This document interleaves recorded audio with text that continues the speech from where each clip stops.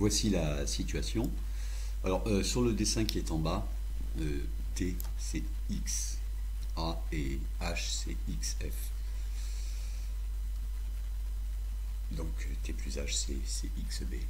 Alors on montre d'abord une formule qui est si simple qu'elle peut être retenue par cœur, mais qui doit savoir être retrouvée. Alors probabilité de X supérieur ou égal à petit x, c'est évidemment ce calcul ici, et finalement, primitive facile à calculer de ceci, on obtient e puissance moins lambda x.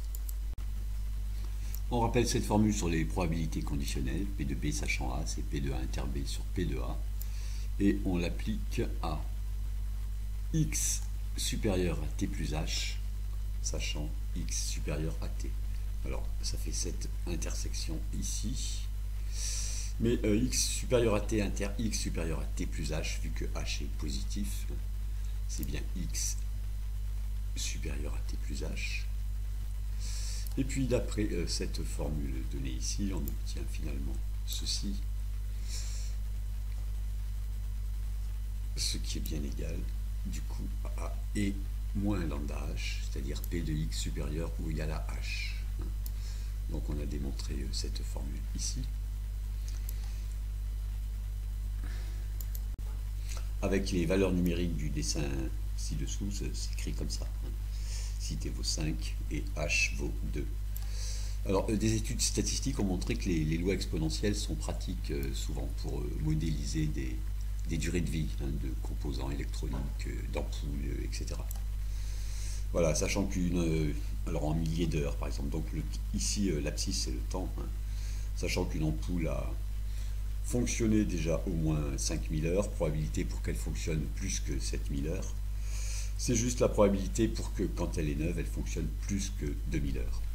Alors ça se lit ici, quotient de la zone hachurée rouge sur toute la zone rose est constant, ne dépend pas de t, finalement on peut faire varier t, et on a toujours ce quotient d'air qui est constant, notamment qui est égal aussi à ça. Bon.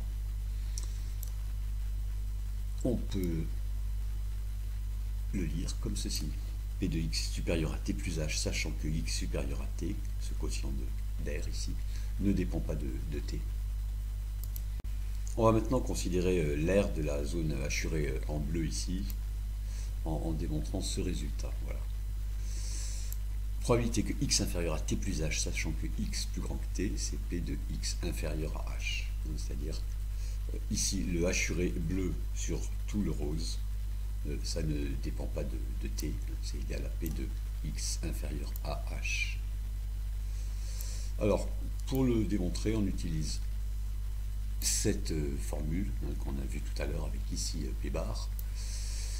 Alors, ceci s'écrit p de a inter b bar, c'est p de a moins p de a inter b.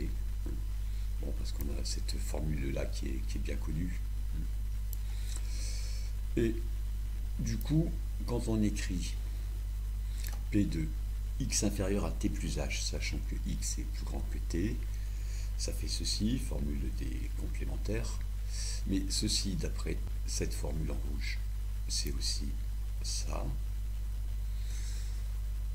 Et ça fait bien p de x inférieur ou égal à petit h. À cause de ces formules, on dit parfois que la loi de x, lorsque x suit la loi exponentielle, elle est sans vieillissement, sans usure ou sans mémoire. Voilà, c'est-à-dire tout se passe comme si l'ampoule était toujours neuve. Dernier point, dans la version longue de cette vidéo, les formules sont balancées moins vite évidemment, et il y a aussi à la minute 8 une interprétation un peu géométrique du fait que finalement à l'intérieur de ce dessin, de ce rectangle bleu, on a exactement toujours le même dessin. C'est juste l'interprétation de ça.